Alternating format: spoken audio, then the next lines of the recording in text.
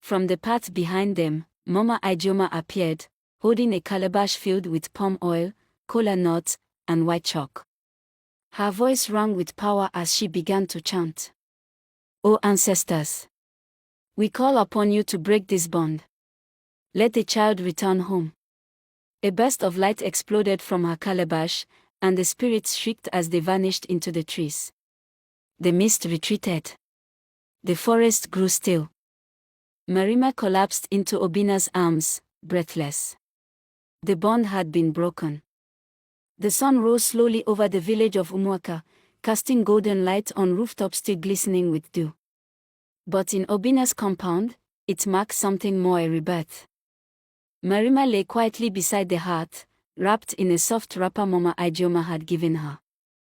Her face, once taut with secrets and sorrow, now looked peaceful, as if she had finally exhaled years of pain. Obina sat beside her, gently rubbing a warm herbal balm onto her scar. She didn't flinch anymore. The wound was no longer a curse, it was a mark of survival. Outside, Mama Ijeoma prepared a pot of yam porridge, humming softly. "She's free now," Mama whispered to herself, dropping a leaf into the pot. "The spirits have let her go. But the journey ahead will still take strength."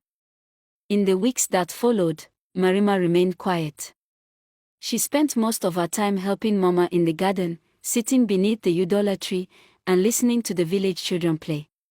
The villagers, who once saw her as a magical mystery, now saw a woman learning to be human again.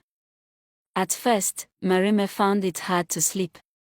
She feared the spirits would return, that the whispers would begin again. But each night, Obina would sit by her side, holding her hand, whispering, "They are gone. You are safe." And gradually she believed him.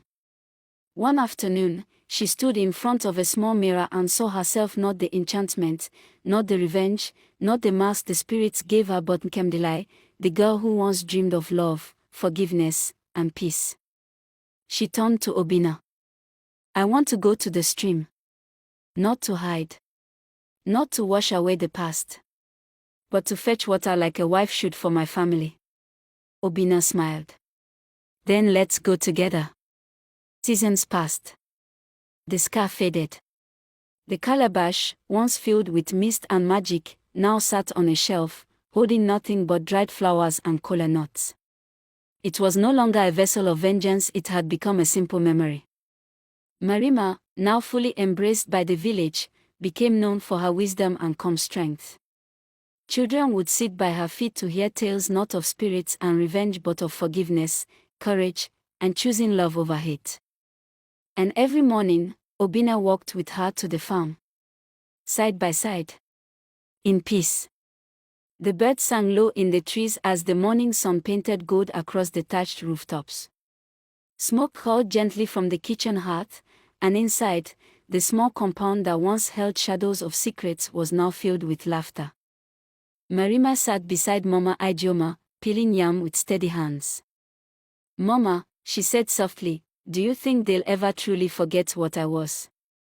Mama looked at her, wiped her hands on her wrapper, and smiled. "Forget? Maybe not. But forgetfulness is not as powerful as forgiveness. And you, my daughter, are forgiven."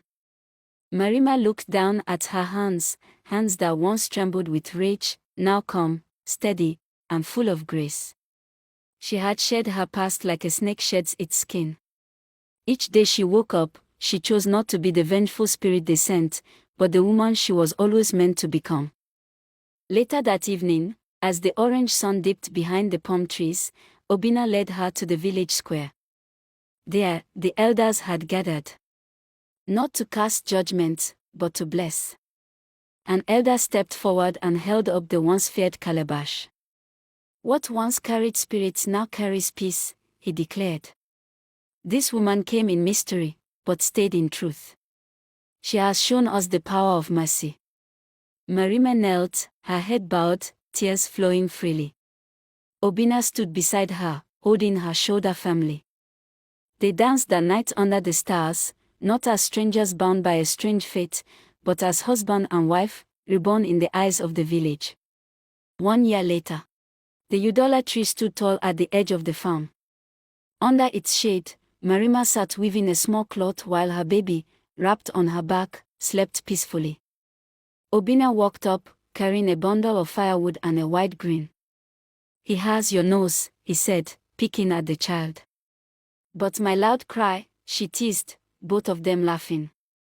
The past, with all its pain, had become a distant drumbeat, still present, but no longer controlling the rhythm of their lives. And as the wind blew gently through the leaves of the Udala tree, Marima whispered, "Maybe I was sent here to find pain. But I stayed because I found love."